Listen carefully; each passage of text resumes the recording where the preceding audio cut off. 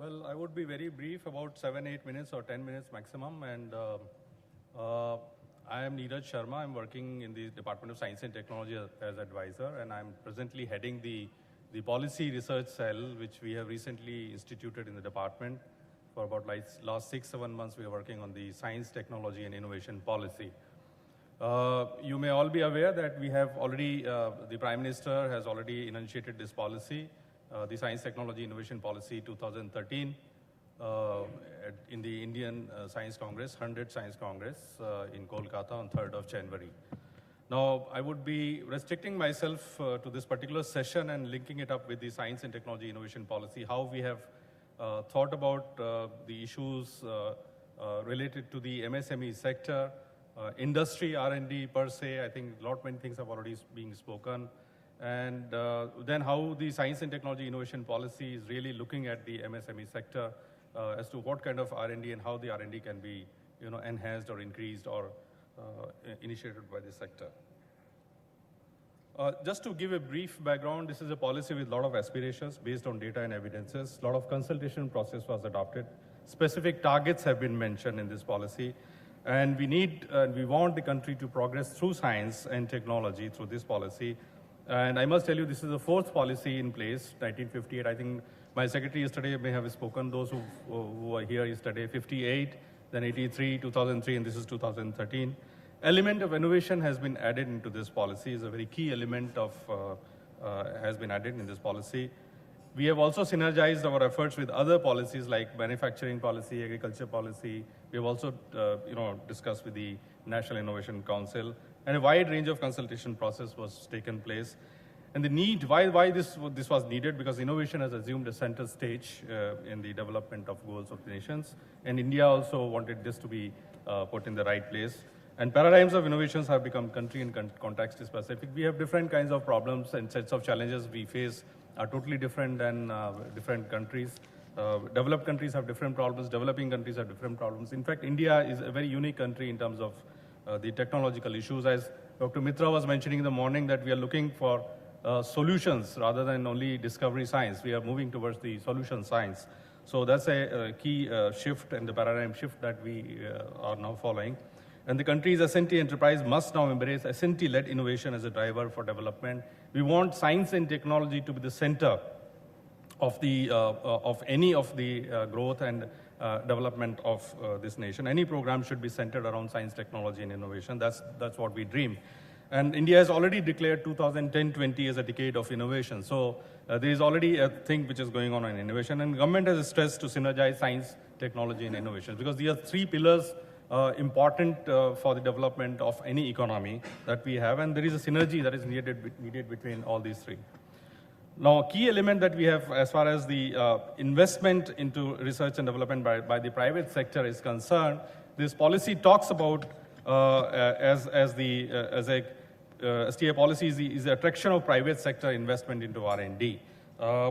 We all know that even larger corporations, larger industries, and big houses, the total investment that we have is about 1%. Everybody knows about it, and only 25% of that is coming from the industrial sector. So that's the data that we have, and we want to reverse this ratio from 1:3 to 3:1, favoring the industry. So industry must participate in the research and development. And if you look at the data that we have presently, maybe 3 or 4 years old data, but it's a current estimate that total STI investments globally are about 1.2 trillion. And India's investment is less than 2.5% of this current. So, and which is a very, very, very low figure as far as the investments by India is concerned and globally. And we all know that it is 1%, less than 1% of the GDP. And increasing it to 2% has been our dream. It has been our goal for quite some time. So we've been talking about this 2% of the GDP for quite some time. And we heard this lady from Taiwan, who very small country, but they're investing 3% of their GDP into research and development. So we have a lot of lessons to be learned from many other countries. And achieving this is possible with the participation of the private sector. And investments into R&D, if we say that increased private sector investment is necessary for translating R&D outputs into commercial outcomes. And strategic selection of some private sector is required, because we can't work on all the sectors. We have to do due diligence in terms of identifying private sectors, which are the sectors which we require as a country. SMEs generally have a very low investments in R&D. We all know that even larger corporations are not investing much, so why and how can we expect the SMEs to invest into research and development? Because most of them are in the survival stage, some of them are in the growth stage. So we can't expect much from them, but it's necessary that they also invest into research and development, because if we want to progress this country, I'll show you the data also, as Dr. Ranjan was mentioning just now, that we have almost like 26 million SMEs in this country. So a large number of enterprises are there on the smaller sector, which account for 40% of India's industrial output. This may be plus minus 2%, 5% data, because this data may not be absolutely right. 49% of exports that we have are from the SME sector, and they have created 60 million jobs. So you can see the enormity and the importance of this particular sector. So in the 12 plan document of the MSME ministry, they have also emphasized more on I've taken only the technology portion from them, and the research and development focus that they want to have in this particular sector in the MSME. They said that technology will be the foremost factor for enhancing the global competitiveness. So there's an emphasis by the MSME ministry itself that they want to keep the technology at the center. Without infusion of appropriate technology, survival in the global market will be a question mark, because you can't survive unless you compete, unless you have the right kind of products, competitive products. And the Prime Minister's task force also has identified low technology generally used by the MSME sector as a major cause for a poor show by this sector. And there's a lot of competitiveness issues related to that.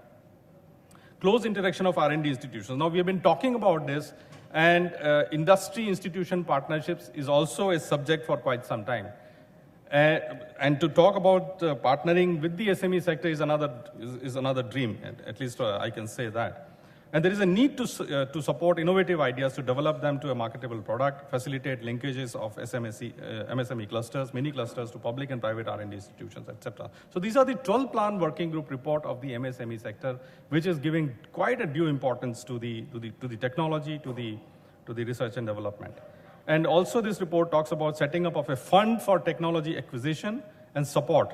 This was also recommended by the Prime Minister's task force. So these things are already there in the minds of the government.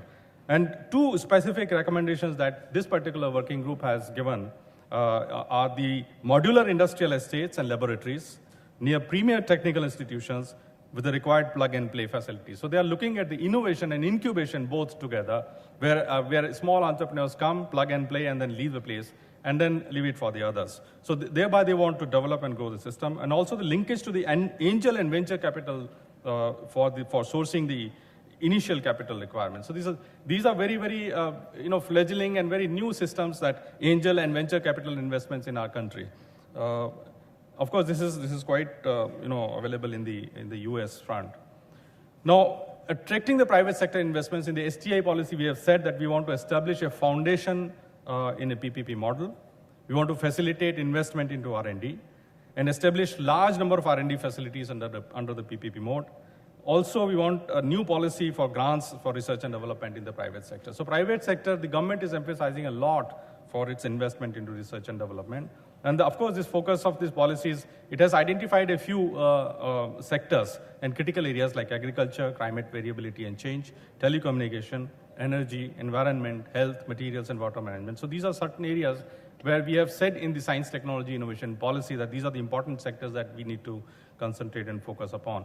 And recently, I must say that I will conclude after this slide, that DST and CII has come out with a white paper on the stimulation of private sector's investment into R&D. And recently, our Honorable Minister of Science and Technology, Jayapal Reddy ji, has already initiated this white paper. So it has also dovetailed many things from the science, technology, innovation policy. So MSME sector as such, if we say, there is a huge requirement from this sector towards the research and development. To my mind, that is the only way that the MSME sector can move towards the competitiveness, not only in the country, but across the world. Thank you very much.